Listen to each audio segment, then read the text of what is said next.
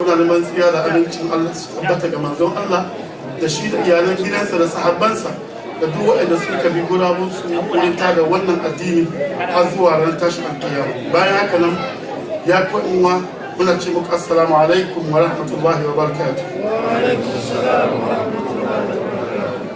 Bayan mun jinjina ma ubangijin Allah muka nemi tsira ga manzon Allah sallallahu alaihi wasallam,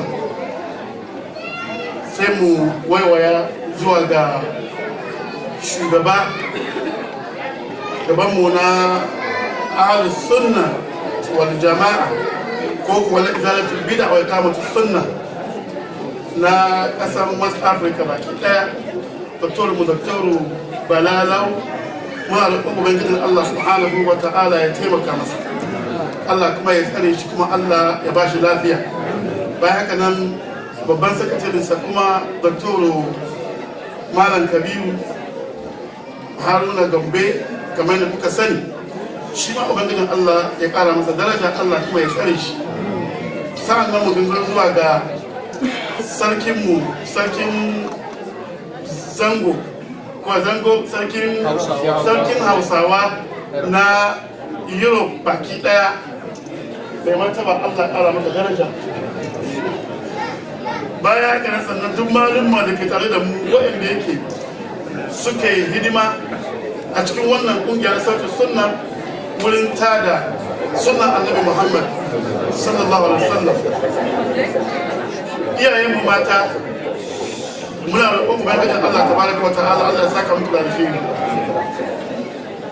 To bayan wannan mukaddima ina gode ma ubangijin Allah subhanahu wa ta'ala da ya ba waɗanda malumma namu wato hikima da sauri-sauri su falkar da babban malami na Malam Saifuddin, da suka falkar da shi cewa da gaugawa ya canza tsarin nan, ya kawo wani farko kafin malami na biyu baya. Gaskiya da naji ya faɗi Malam Dr. Kabiru Gombe zai zo kafin ni, ina ji kafin malum masu bashi shawara ya canza, na sauka ni wal kalam sau uku. Gaskiya Allah ya sa mu dace, Allah biya mana bukata baki daya. Alhamdulillah. Kuma na biyu, malam aikin da ya dora min shine in yi magana sannan kuma sake yi a cikin yaren turanci. To gaskiya zai iya samara din shi na Hausa ɗaya kaɗan, in yi turanci kaɗan gaba ɗaya domin mu save lokaci da yawa. To kamar da malam ya faɗi, maudu'in da malam ya bani in yi magana ko kuwa jama'a suka bani magana kai shine muna cikin turai a matsayin mu musulmai ko kuwa duniya baki ɗaya inda ke ba ƙasa ne na musulunci ba, yaya za mu yi misali a turance. Maudu'in shine how can I protect my Muslim identity in the Western world? Yaya zan yi in kare identity kamannina a takaice a cikin kasashe ko kasa wanda yake ba kasa idan musulmi ba? Ya ku ma musulmi, a matsayin mu na musulmai ya kamata mu gane, idan aka ce when we talk of identity, it's not only about what you have on, the clothes you have on, the veil you have on. It's not only about that. That's not the only definition of an identity for you as a Muslim or a Muslimah. It's beyond that. Identity ya wuce kawai a ce rigar da kasa ko kuwa hullanka ko kuwa gemunka ko kuwa mayafinki ko kuwa abayanki. A matsayinki musulma ko matsayinka musulmi a cikin kasan Turai ko kasan Amerika ko ina ne, to ya wuce haka nan. Ya kai dan wa musulmi ya kamata ka gane wannan. Amma abin tambayar shine yaya za mu yi, how can we protect our identities as Muslims in the Western world? the only way we can protect our identity in the Western world is by knowing what our Creator wants from us. Yadda zama mu gane identity mu kare identity shine mu gane menene shi ubangijin Allah wanda ya halicci da kai yake bukata wurin. Wannan shine abin da zai taimaka mana wurin kare identity mu a matsayin mu musulmai. To idan muka gane shine abin da zai taimaka mana on if we know why or what is required of you and I from our Creator Allah, then that is the only way we can protect the identity we are talking about here.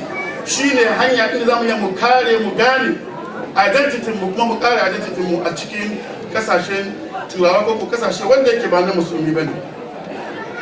Awalan na farko kamar da na gabata na faɗi a gaba shine ba zallan abaya bane, ba zallan mayafi bane, ba kawai riga bane ko jallabiya bane. Akwai ababa da ya kamata mu ƙara in protecting our identities. Awalan at-taqwa.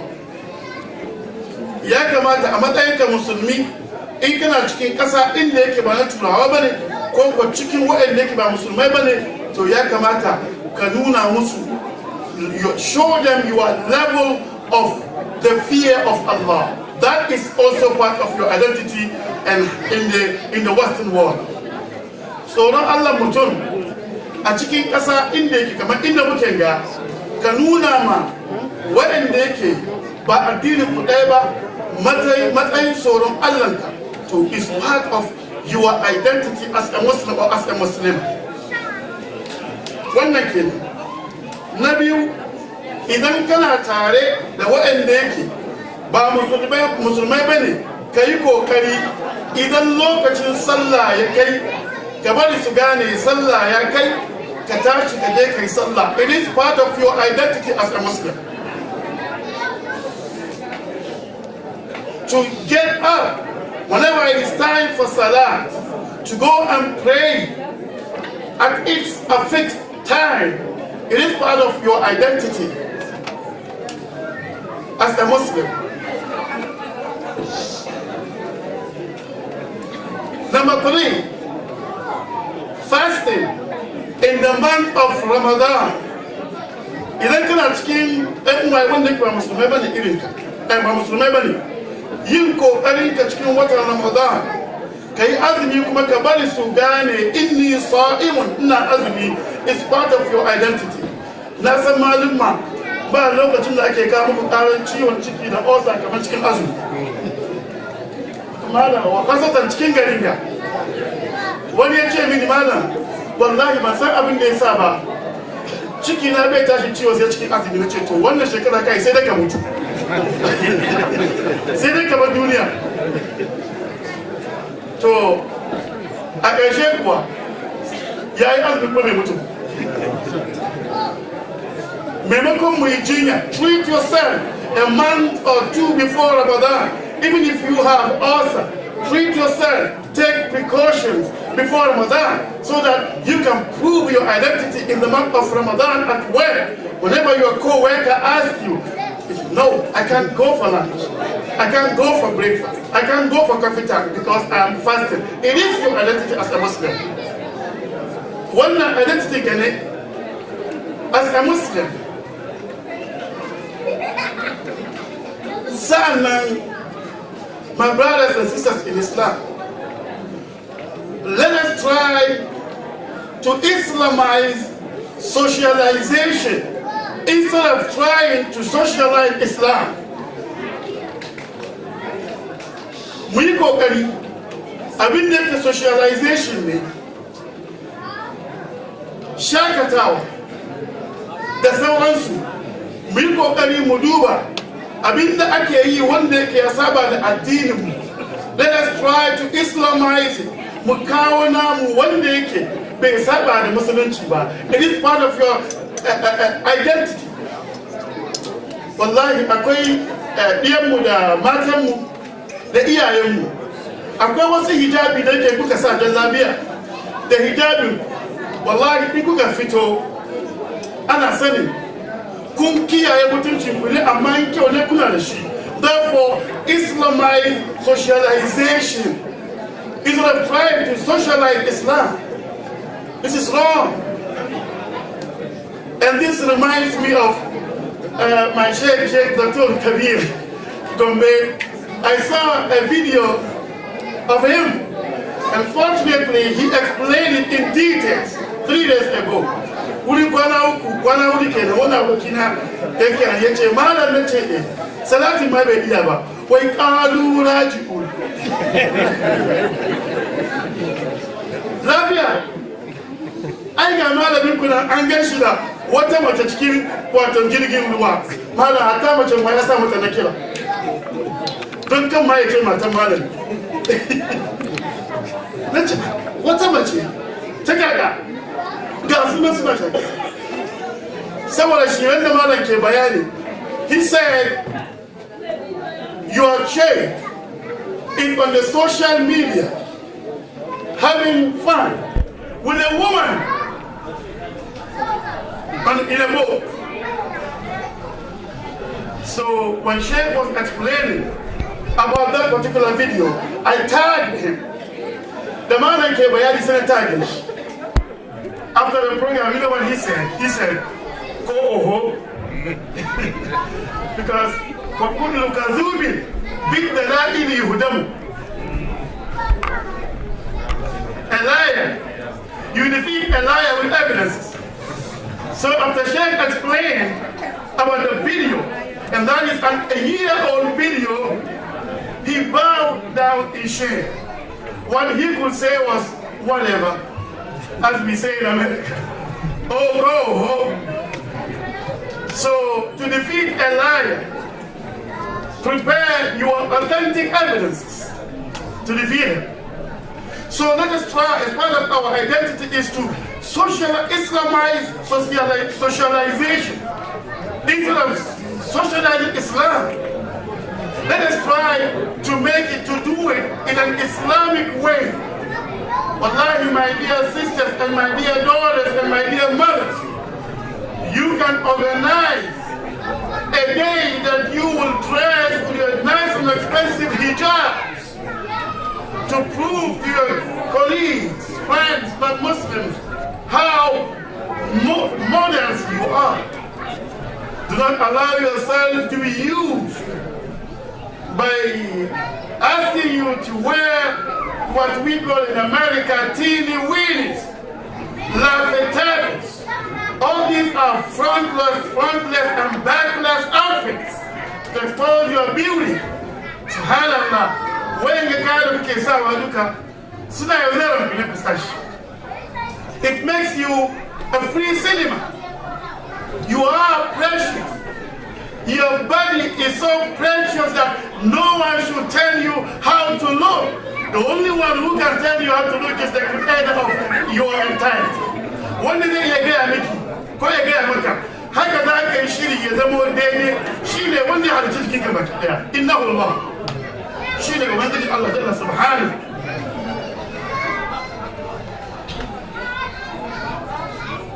As part of protecting your identity as a Muslim is to know your rights. Duk kasar da kike, Belgium ne, Germany ne, London ne, America ne, know your right as a citizen. Because we gave birth to all of you here. Even if we brought you, we are citizens before we born, so you are citizens. So know your rights. As a citizen is part of protecting your identity as a Muslim in the Western world. Kisan inchinki a ƙasa inda kike, to wannan na cikin sanin yadda ake kare wato kamannin ko identity ki a cikin ƙasa inda kike. Sa'annan, you know, as part of how to protect your identity, especially our sisters and our daughters, is to learn self-defense. In Maryland, in Washington, school makarantar da muke, just a month ago, we introduced karate classes yaran matan nan da suke school nan, we teach them, we hire professional coaches wanda suke gina musu self-defense. It's part of protecting your identity so that if anyone, for whatever reason, pulls your hijab, you know how to bring him down easily. So, idan wani ya kusa zai taba lifinki, when he sees tsayuwanki like Jack Lee alone, he will back up. Ya koma baya. Ya san when you move, second move, you will knock him down. It is part of how you can protect your identity as a Muslim or a Muslim in a Muslim world. Sannan, be proud of your identity as a Muslim. Yi kokari ki yi fariya da musuluncinki da matsayinki kuma musulma kina buga kirji da shi. Ina tambaya wannan magana kowane lokaci. Shugabanar kai daɗe ina tambaya wannan magana. Yanzu idan Kirista ko kuma Yahudi is proud or is exhibiting his identity as a Christian or a Jew proudly, why should a Muslim or a Muslim hide his identity? Muslimi ba Yahudi na ba ni ba Yahudi ba Nasara ce ni ba Nasara to take a Muslimi kai kana ɓoye naka identity. Be proud of your identity as a Muslim or a Muslim. Kai fariya ka fito bi izzatillah ba kana girman kai bane amma kana gwada kai musulmi ne. Wannan mafi yawancin lokaci masu ɓoye addinin su wallahi su ne wayanda yake ba su da mutunci wurin abokannansu wanda suke ba musulmai ba. Mun ga da yawa mutum ya zo neman aiki bai gaya wa shi musulmi ne, wani kuma ya zo neman aiki kamar ni misali ban taba aiki na juma'a ba, idan fill application sai ce ban aiki ya za ka saki ran juma'a shi ne wanda ban aiki, amma bayan da ran juma'a kowane rana ne kuma ku tambayi na zuwa aiki shi ke nan. Wallahi ranke da ɗaya sarki malam na taba guje ma wani aiki kan ba zan yi ba daga lokacin ina Bronx ne an ba ni $20 an hour suka ce sai yi aiki na juma'a ce abada. Malam na zo gida kuma lokacin ba ban aiki kun san an ce man taraka shay'an fil haram nalahu fil halal, wanda ya bai wani abu saboda Allah a matsayin haramu Allah zai ribanya maka musanya maka shi cikin hanyar halal. If you leave something for the sake of Allah, Allah will compensate and replace it whatever you lost in a halal way. If you left it in a haram way, Allah will compensate and replace it in a halal way. I refused to take a job for $20 an hour, and I was jobless then. I said, subhanallah, because I'm an imam. I give khutbahs on Fridays. Why would I take a job that I will close at 3 o'clock from morning? I said, no. I came back home. 2 days later, I had a call from the job I applied, which was even closer to my house. And my hour pay was $25. I said, Allahu Akbar. Allahu Akbar. Man taraka shay'an fil haram, nalahu fil halal. I know it is hard in this environment. واتق الله ألا بتقوى الله تبلغ ما تريد وبالتقوى يلين لك الحديد. والله ويد أولون الله يأكل جماعة أهل السنة. والله أولون الله شيء كاك مرئنا كاك سوك كاي كومي ألفي سورون الله سيما لشي كمان قلودي. Allah sa ku dace.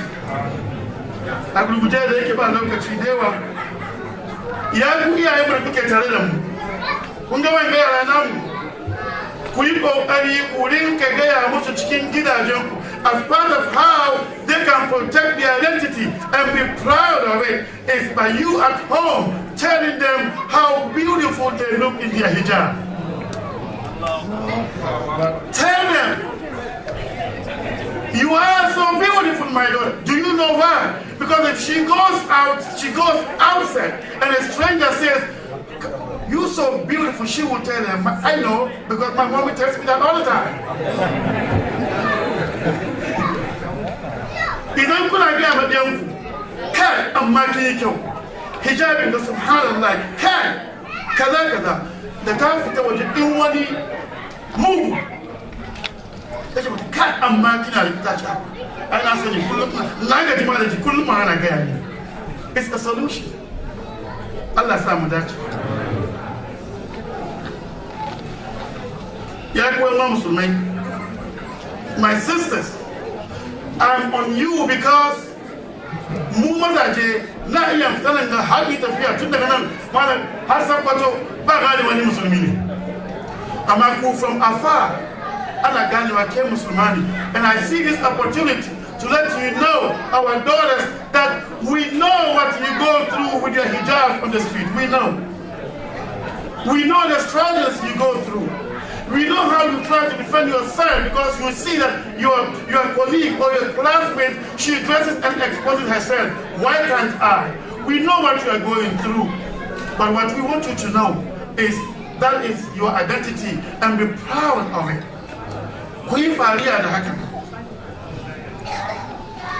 And avoid the peer pressure. As part of your identity and how to protect it is do not allow yourself to be deceived by the peer pressure. You are a failure if you listen to a Muslim and then you follow what she is saying. It means you are a failure. Therefore, erase that failure out of your dictionary. And stick to what you believe in, which is Islam. But remember, isn't it what the ta dawo musuluncin ki ba, kika bita, wala you are a failure. Invite her to Islam, invite her to your identity. That makes you a real Muslim, a strong Muslim. You know, by being proud and showing your identity, that is when Allah will bless you. Not where you came from. Ibn Abbas, we all know he was a household member of Rasulullah. Ibn Abbas bin Ahli Bayt Rasulullah. And that's our best taru. Shawanga ce ni gidan mu ne kaza, kakana ita ce kaza, umman baban yayan baba ne anti sister na ita ce kaza, mai kudi kaza, masu ilimi kaza. Da aka zagayo aka ga kai Ibn Abbas, saka ce to kaifa. Alhali sun san Ibn Abbas min ahli bayt Rasulillah. Ina cikin ahli bayt Rasulillah. Ahli bayt Rasulillah mulukan mun sani su ne waɗanda yake ake musu salati zuwa ga ubangijin Allah. Manzo Allah kuma yayi kashedi a kiyaye masa ahli bayt shi. Imam Shafi'i ma shi a cikin madhabinsa su yin salatul ibrahimiyya a cikin ƙarshen wato tashahhud na ƙarshe yace rukunun من أركان الصلاة يا أهل بيت رسول الله حبكم يكفيكم من عظيم الفخر أنكم من لم يصلي عليكم لا صلاة له. الله أكبر. يجي أهل البيت أي شيء فارية دون ما يمكن صلاة البيت صلى. تو ابن عباس من أهل بيت رسول الله هي تكين أهل البيت ليه كيش من جاب النجيل بيجي أنا من أهل بيت رسول الله لا سيجي أبي الإسلام لا أبلي سواه إذا افتخروا بقيس أو تميم. شيك نهايش ويني ابن عباس komina babana mana dangina shine musulunci. Idan ku kuna fariya da ku daga tamimi ne ku daga kaza ni ba wani ni ne musulunci shi ake. Enough for me is Islam. Be proud of it. Man zalmiti na nawa. Uku ko uku. Sai Allah ya sa mu dace. Enough of how to protect your identity as a Muslim. But the next thing, after you identify yourself as your identity as a Muslim, the next thing is how will you make others understand your identity? ya zaki ka bari wani da ba addinin ku ɗaya ba ya gane kuma ya natsu kuma ya gina identity ka shine abin tambaya. Akwai hanyoyi da yawa. There are so many ways we can make others understand and accept our Muslim identity. So many ways. We don't have much time. I will mention only 1, 2, or 3 of them. Number 1, by helping others to understand your identity, that is by giving da'wah. In kina tare da abin ko abokinka, kai kokari kana masa da'awa, kana gaya mishi kadan something about Islam. Shugaba ke zube sarki wani ba Amerika ya shiga ofisi na da zaman shi malam sai ya ce gaya mini yanzu ga a take abinda za ka faɗi mini ka convince na musulunta. Sai na ce mishi mu je waje. Fortunately, it was in a sunny day. Then I said, let's go out. He came to me, he wanted me to convince him how to believe there is Allah or how he can become a Muslim. So I asked him to let's go out. Sai muka je waje. Na ce kare kanshi sama. Ya dibi sama. Na tambaye shi me yake gani? Sai ce wai birds suna ganin tsuntsaye. Na ce riba da kyau. Me suke yi? Wai they are flying and swinging. Na ce to ya gaya mini. How do they control their balance in the wind? Sai ce with their wings. They turn around, if they want to turn right, they turn their wings left, wherever they want to turn, they turn with their wings. But okay, look again. Some of them, their wings are folded like that, and they're coming down like that. He said, yes, but how? Those with folded wings, how do they control themselves? Say, wow, that I don't know. Say the guys is what the أولم يروا إلى الطير فوقهم صافات ويقبضن شيء يسمعون لما كان بيحسن تمشي كارك الآية ما يمسكهن إلا الرحمن. Those with folded wings, nothing protects them but the all-merciful Allah. Jama'ah, career wise, you say, Imam, I want to be a Muslim. So give the da'wah. Convince others to believe and accept your identity. One day at the moment you correct.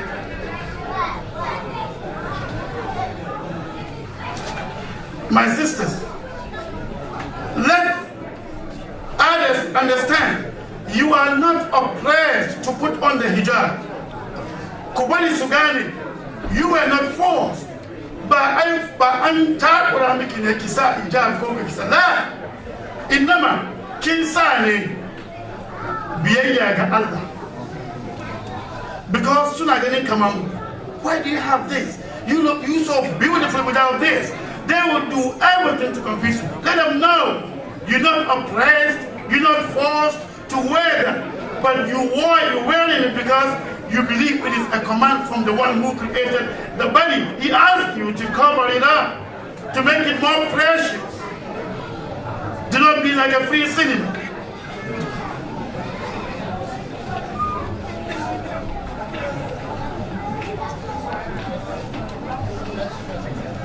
Be patient.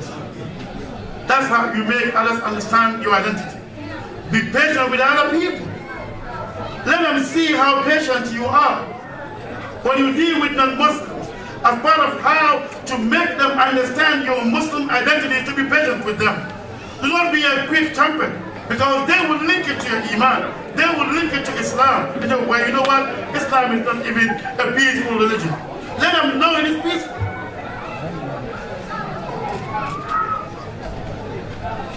We have a lot to say, but the time, I ask Allah subhanahu wa ta'ala to overlook all my weaknesses and reward all of us for my best.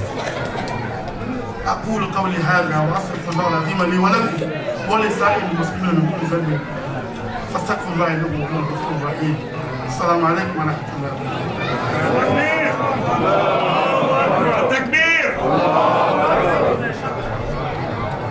التكبير